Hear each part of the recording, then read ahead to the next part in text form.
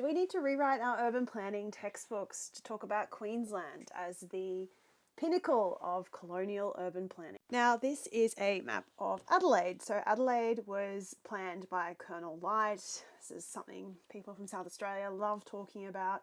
This plan for Adelaide has the city, this is North Adelaide up here, and it has this surrounding greenbelt. And most of these parklands have been retained.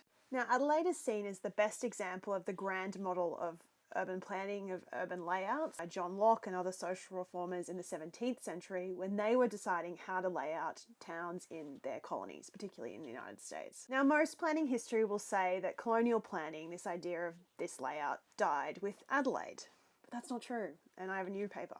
The colonisation of Australia, particularly where I live in Queensland, occurred at the same time as other countries were industrialising. Now, Queensland has never been an industrialised state, not really. We dig things out of the ground and ship them overseas. So back in the colonial period, that was sheep and cattle and sugarcane, and today it's minerals. Now, Bowen, which is the town here, Bowen was the first town proclaimed in North Queensland. And this is a map of all the towns that I studied. I studied all their urban layouts. I digitised the original survey to this, digitised it, and then compared them. I also went into the archives and looked at all of the materials to understand the rationales for the layout of the town as well as its location. So these are original surveyor letters as well as newspaper articles and other lists of valuations as well as the maps. Now in this process I found that colonial Queensland had three types of urban layouts: closed, open and irregular. Now the open grids, like this one from Barcaldine, Longreach, Bundaberg, Gladstone, these are towns where the layout could just be replicated forever, spread out forever,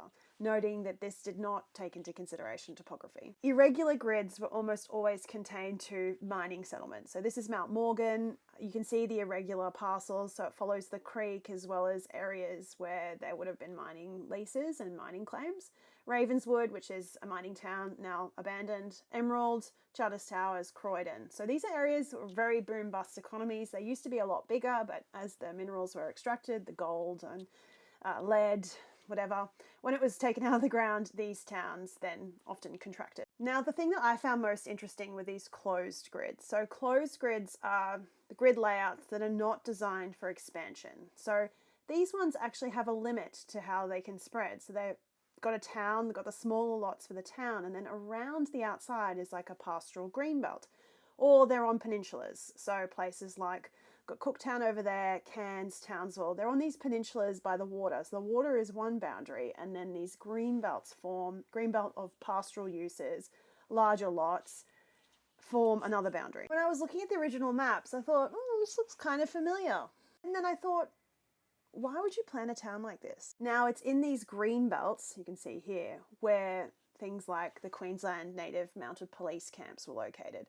So almost all of these towns, particularly the closed grid towns, were settled either immediately after or at the same time as the Queensland Native Police set up a camp nearby. Now, the Queensland Native Mounted Police were a paramilitary force with a white officer, often recruited from another colony, Ireland, and led by the white officer, and then Aboriginal troopers, which were recruited often from New South Wales, from places far away from where they were patrolling. Historian Henry Reynolds called this organisation the most violent organisation in Australia's history, and we know that they are directly responsible for the deaths of at least 24,000 people, Aboriginal men, women and children. When you read the newspaper articles at the time, particularly in far north Queensland, which was only colonised really in the late 1800s, and there's an argument that it was never actually colonised because there are many traditional custodians, particularly in these remote areas, that are still living on country. I digress. So why would you plan a town like this? Now, when I was looking at newspaper articles that aligned with the first settlement of a region,